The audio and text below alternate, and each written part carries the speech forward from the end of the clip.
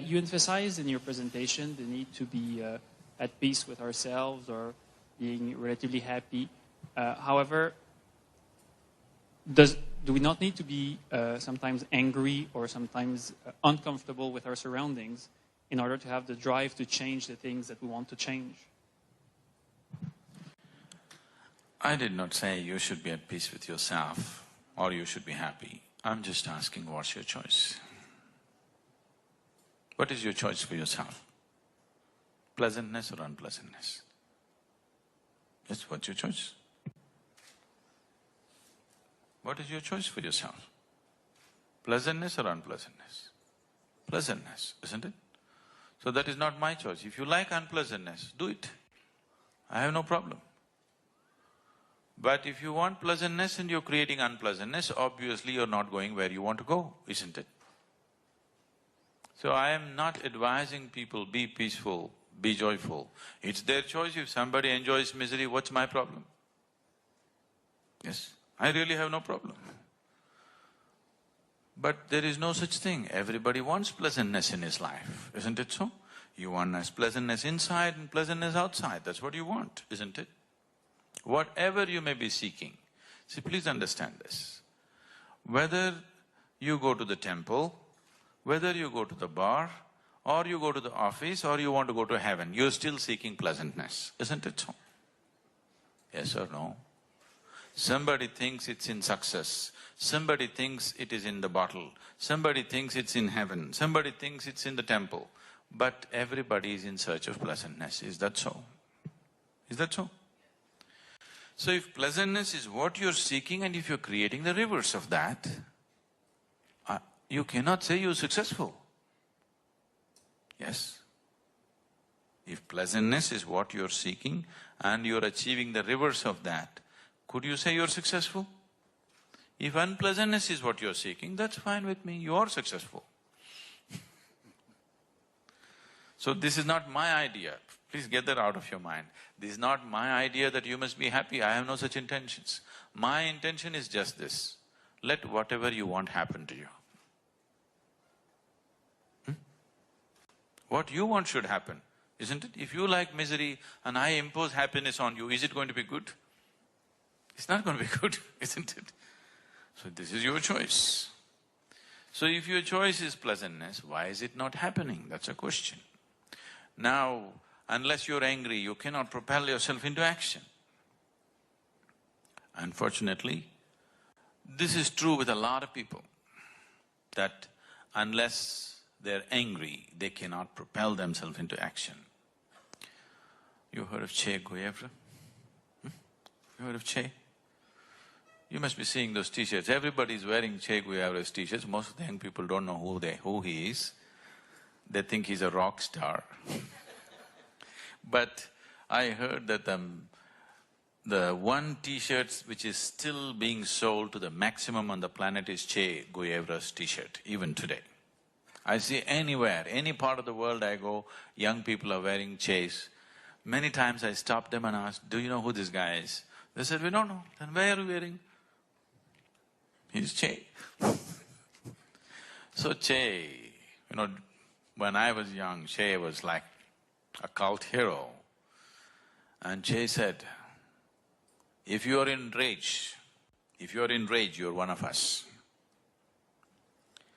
So this impressed me, because wherever I saw injustice, wherever I saw something not going okay, I was also in a rage about everything. Then it took a certain amount of experience and inner exploration for me to see and get out of that rage.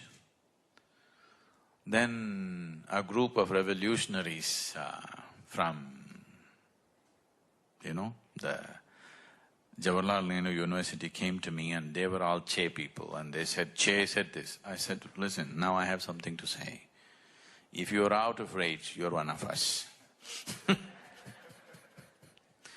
Now you can propel yourself with rage. You can also propel yourself with your joy, with your love, with your compassion, which will be more saner way of doing things. When you propel yourself with rage, you will cause one injustice for another injustice that's been happening till now. But if you propel yourself with compassion, you will do just what is needed, nothing more, nothing less. See, I don't even want to impose joy upon you. I want what you want to happen. Yes, this is how it should be, isn't it? Because I am not propelled by my rage, I am completely out of rage. Nothing puts me in rage anymore. It's not that I'm oblivious to the nonsense that's happening on the planet. I'm very, very aware of it. I'm very, very involved in seeing and finding solutions. So these are the two ways. Do you want to drive yourself consciously or unconsciously? This is the question. Whenever you're in rage, whenever you're angry, are you conscious or unconscious? You're definitely unconscious, isn't it?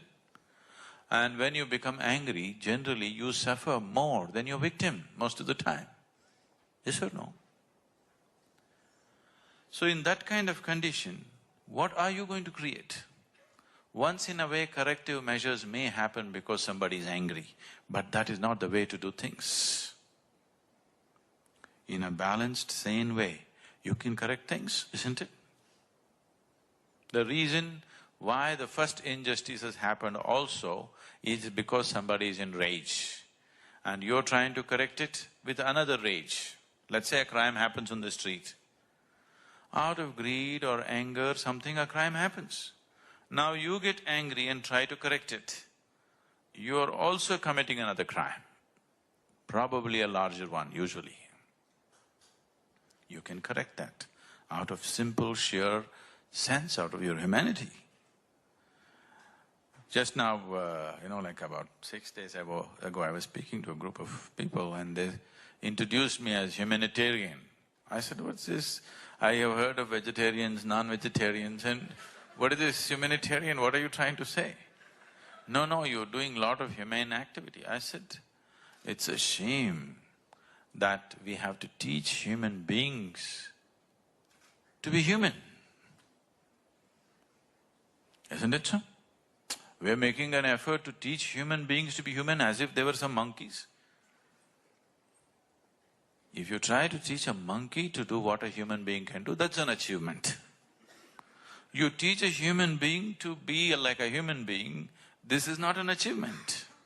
But right now in this world it looks that way because lot of people have taken on different positions. Because they have become Indians, they have become Pakistanis, they have become Singaporeans, they have become Hindus, they have become Muslims. You have to look for a human being, where are they? Very hard to find them.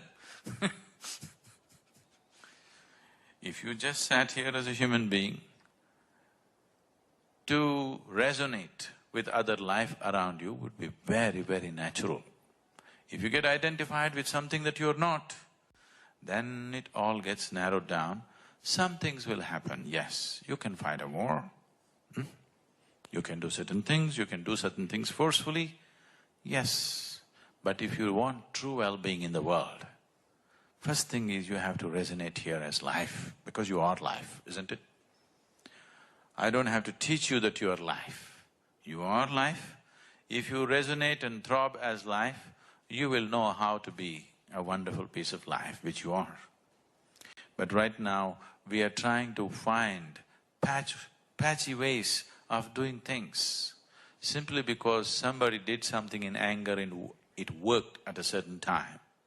That doesn't mean that's the way to correct everything, isn't it so? It's unfortunate if a human being cannot be propelled into action out of his love, out of his joy, out of his compassion. You tell me one thing, on a certain day you're unhappy and angry, on another day you're very happy. Which day are you willing to be more active?